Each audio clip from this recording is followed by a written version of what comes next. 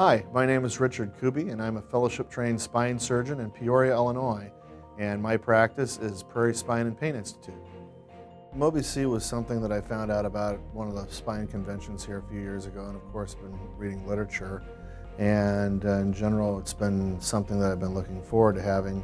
We very earnestly consider the patient as our customer and trying to provide them the absolute best type of opportunity that we can. And so part of that is new technology. When we knew and learned that the Mobi-C did gain its FDA approval, we did take some effort to make sure that we were in the first training group. Mobi-C was interesting in that it was more of a second generation type of device versus what I had been using.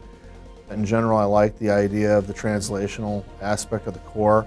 I felt that might, since we do have some translation in the biomechanics of the spine in that region, it would be helpful to have something that mimicked the anatomy and the biomechanics more closely. With a patient, I typically try and just let them know that this is the latest or second generation, if you will, type of implant, where a lot of the implants that we've used in the past are quite good. We've had excellent results with those, but the results that we're seeing or and hope to see as I begin implanting more of these will be even better. Certainly the literature with the Mobi-C, very much like a lot of the other implants, is showing that there's a much lower reoperation rate as time passes than with fusion. So if the patient is a good candidate, if we can restore their motion with a disc replacement, then I tend to push more towards that, given the fact that their chances of needing an additional surgery in the future are greatly diminished.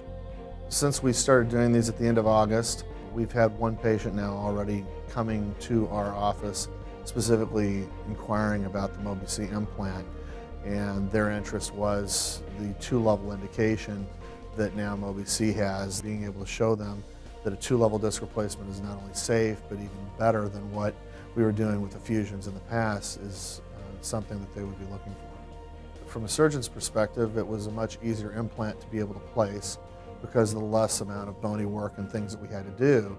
And of course, with that, the procedure was just much more forgiving to be able to place the implant and get it in a position where you would like to have an ideal fit and an ideal position so that the biomechanics work well.